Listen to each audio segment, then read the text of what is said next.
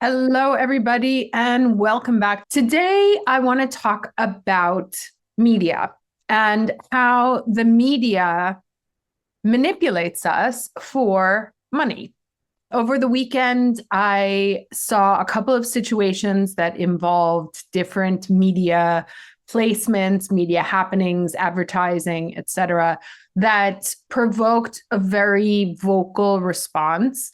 And with my years of experience in production, in media, in dealing with celebrities, in dealing with advertising, I thought I could shed some light on some of the situations to kind of clear up a little bit of the controversy, but also pull back the curtain on some of the practices that the media uses, what media is for ultimately, and how sometimes we fall into a trap that is only damaging to us.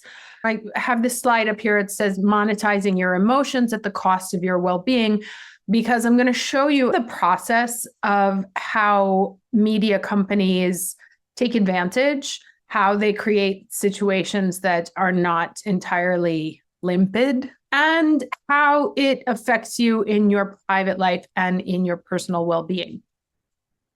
So the second you create an account on any one of the social medias or any one of those platforms, you become either a customer of, the product of, or an employee of that social network.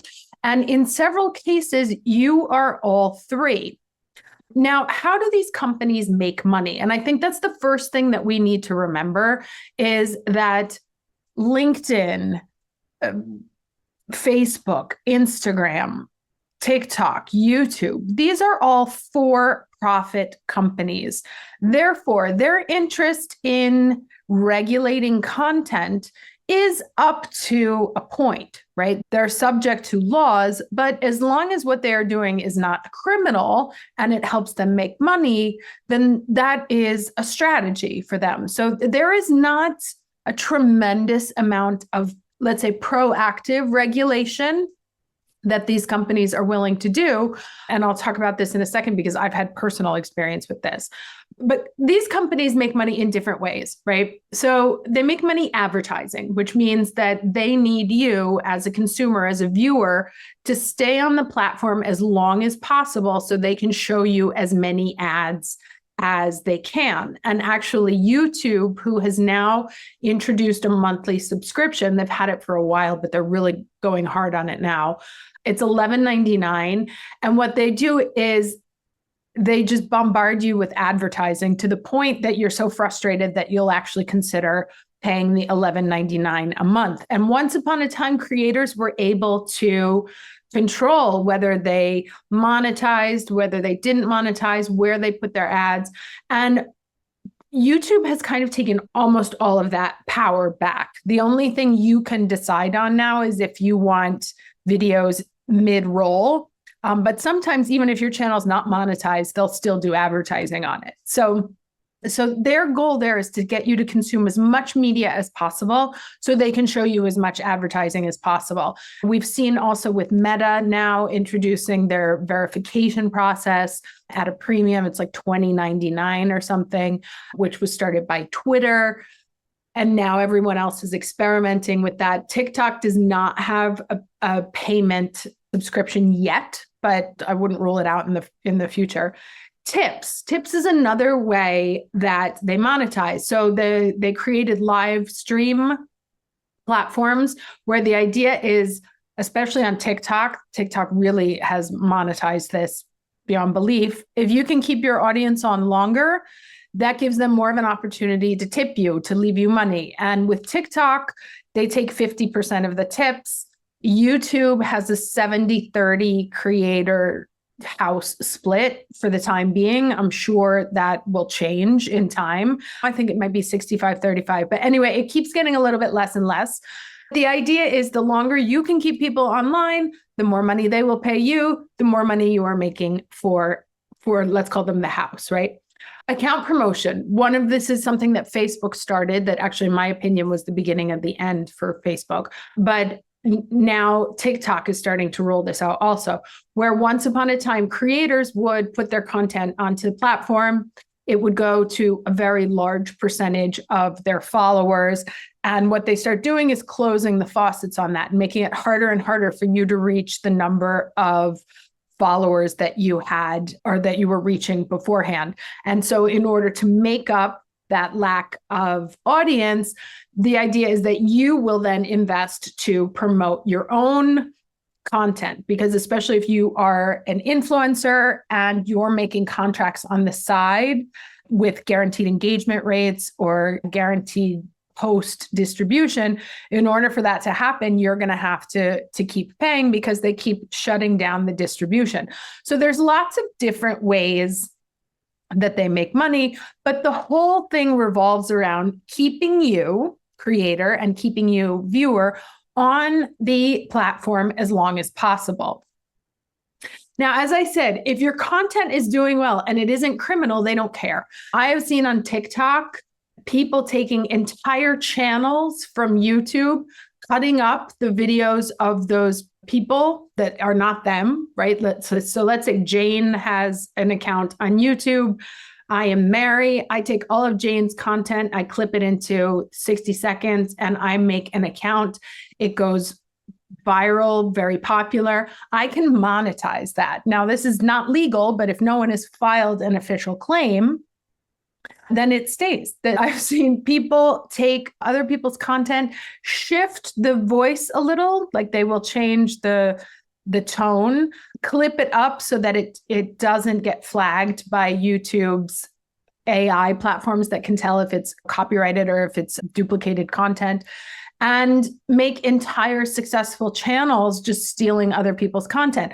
I have reported this multiple times to YouTube as a user, but also as a professional, and nothing is ever done about it. So why?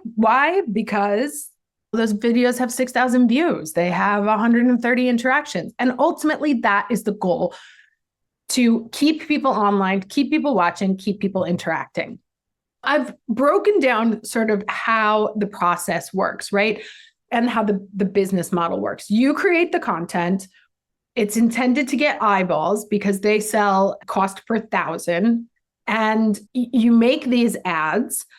They are designed to get engagement. And actually, the more engagement the ad gets, this is favored by the platform because it allows for inventory optimization, right? And then they do auction advertising. So let's say you want to reach 18 to 25-year-olds, right? And it's Christmas time and there's only so much space. Well, I'm going to bid this much. I'm going to bid 5. I'm going to bid 750. I'm going to bid 10. They get 10. They take the top bid and they put it on one of their widest distribution films or one of the videos that goes the best, because obviously you reach a much broader audience quickly. So instead of having to put the same ad 15 times on smaller videos, I just throw it up once. That creates a lot more inventory for me. So the more engagement there is on a video, the better it is for them, because it's just easier, makes my life easier, right? So how they measure which videos they like and which videos they don't like are not necessarily the videos that only get views or content that gets views, but content that creates engagement. That's comments, that's likes, that's shares, because that means that it's triggered you in a way to have some kind of emotional response enough to engage with this, which means that it's probably very sticky and it's probably more memorable than the weather. That's a perfect example. You can watch the weather, but people are not actively engaged. I've seen it, I go past it. But if I'm mad and I'm fighting about something, then I'm more emotionally engaged, and the content that I'm looking at is probably going to be stickier. Now, I want to talk about celebrity paparazzi images.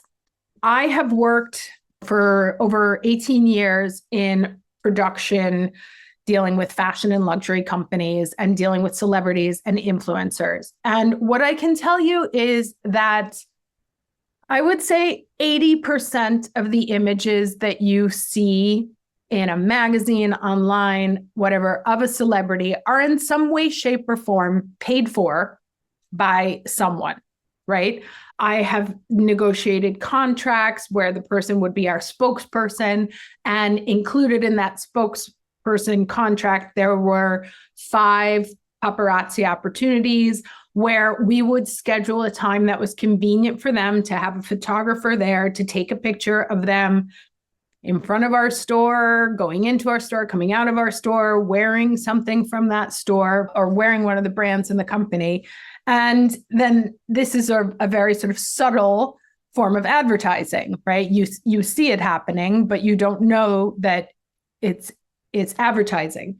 And what's interesting about this Bottega Veneta campaign, which got launched last week, which is, let's say, a step further beyond what Balenciaga already did in 2018, it had an interesting process because obviously first they had the contract with the celebrity. These pictures appeared on various social media outlets as paparazzi pictures, so papped pictures. And you probably saw them on some of the main sort of celebrity gossip campaigns without realizing that they were head to toe in Bottega Veneta. So it was released as press. And then a few months later, it comes out as an ad campaign, which everyone says, oh my gosh, that's so brilliant, right? How did they do that? Oh, to take these pictures that were paparazzi pictures and use them as a campaign is so clever. Now, it's a very clever next step, but this was very carefully orchestrated and managed and contracted. You don't just call up A$AP Rocky and say, hey, are you free next week? There are legal contracts, there are price negotiations. I have spent, in some cases, up to 2 years negotiating a celebrity contract. So these things can take time. They look casual, they look accidental, but in most cases, and I would say in this one, because it's so carefully curated, there's in those celebrity pictures, there's something being sold. One of the other famous examples that may or may not have been called out was a picture of Meghan Markle wearing a Newcom biosignal processing disc. The picture of her with her arm like sort of awkwardly extended was clearly done so that we could get a picture of the product. I obviously don't know this to be certain. Based on my experience in the industry, I would say this is a paid promotion. This is one of the ways that you're being marketed to without necessarily being aware of it, right? Maybe you look at something and say, oh, look, that new Chanel bag. That is one of the most classic ways that brands market. They'll send a product out to a bunch of celebrities. And in some cases, they'll use it of their own accord. In many cases, they're paid to do so. I hear this a lot, like, oh, well, they don't need press. Of course you need press because celebrities exist thanks to conversation. If no one is talking about you in a celebrity culture, in a conversational culture, the question is, do you even exist, right? I heard someone speak about a recording contract where this person had tremendous talent. They were very interesting, good sound, but they didn't yet have 1 million followers on Instagram. And so the record company took a pass because they're like, you either come with a built-in audience or I'm not interested. I need to know you can sell from day one. And so press is one of the ways you communicate that you matter and that you count. So celebrities are very active about intentionally organizing paparazzi photos so that they can stay in the spotlight. Anytime you get a full frontal of, or you can see the celebrity full on, those are most likely contracted appointments. They do it to stay in the press, or they're promoting something, right? Either they have a tour coming up or a movie coming up. You want to stay front of mind so that when whatever the product comes out, you pay attention to it. They could be deflecting from something else. I have seen some absolutely brilliant PR campaigns that were developed using keywords to bury one story by co-opting the keyword from that story and turning it into something else. And you have to do that by showing up. There needs to be picture. The celebrity has to create a story. And of course, if they're selling a product, if they've had a new product launch, they want to be photographed as much as possible. Now, the other thing that happened last week was that there was a lot of attention around a Zara campaign, which undoubtedly was very poor timing, clearly tone deaf. However, I want to speak to the intentionality of that campaign. And what I can tell you is that production timelines in fashion are very long. I would brief a campaign to an agency in April or May that was going to launch in store and in market the February or March of the year after. So they usually have about 11 months production time. You can reduce that, especially if you don't have a celebrity or you're not using a very famous photographer, you don't have complicated sets, or need to be on location, the product is available. But there are so many variables that go into the development of a campaign that it's very hard to get something out the door very quickly. So again, as I said, this Zara campaign was really poorly timed. Probably someone should have seen it before and said, what is that? Knowing the production timelines, I don't believe there was any intentionality whatsoever in that campaign. There are companies that intentionally create controversy for clicks. There was that time that Taylor Swift came out against Spotify and announcing that she would be going to Apple Music, right? You didn't know she was not on Spotify and on Apple Music until that sort of controversy got created. And then they solved the problem. So they will manufacture controversy to get your attention. Sometimes it works, sometimes it doesn't. Bud Light engaging Dylan Mulvaney, intentionally trying to cause controversy and conversation did not work out well for them. Others are just tone deaf. One of the most famous campaigns that people continue to sort of poke fun at is the Pepsi and Kendall Jenner with the Black Lives Matter movement, which was poor taste. But what you can be guaranteed of is that media properties will always cultivate controversy, right? If you have two stories on your table, one that is salacious and will get people to comment, react, get angry about, you are always going to go with that one over the feel-good story. Why? Because it drives attention and clicks. Now, what's the problem with this? Our brains have a negativity bias, right? We default towards the negative, and we are far more attentive to negative information. We are far more attentive to bad things happening around us, and they rile us up more. The energetic excitation of anger is much greater than that of peace and joy, right? So that creates sticky emotions. When you're angry, you are more active. When you are peaceful, you are passive. So the idea is if I can keep triggering you into being angry, you'll continue to interact with what's in front of you, right? How many times have you seen people like leaving trolling comments? And even though you know better, you still go and respond because there's a part of you, your brain, that's like, no, fight for justice, fight for what's right, say what you need to say. And ultimately, this is done to what? Keep you on the platform longer, keep you reading, keep you researching, keep you commenting, keep you boosting engagement so that you have a bigger audience to sell to and inventory efficiency. Here's the problem is that our brain has only so many F's to give, literally, right? You cannot get mad all day, every day without there being physiological, psychological, and emotional consequences. I have talked about this many times when I was talking about stress and how the body works. We only have one stress response. We don't have two, one for serious things and one for not so serious things. The brain and the body react the same every time it is triggered towards anger, upset, injustice, fear, whatever. And that means that you're having the same physiological damage because our systems are not wired to handle being stressed all day. The stress, the fight or flight system has evolved to protect us, to keep us safe, but it hasn't evolved yet to adapt to a world in which we are triggered from morning until night. And what this does is, in order for you to protect yourself, once you are over triggered and overstimulated, is you retreat, right? And what ends up happening is the outrage fatigue leads to apathy. So exactly the moment when you need to fight for something or you want to fight for something, you literally can't, because you have given all of your emotional energy. You've been spending it in places that didn't deserve it.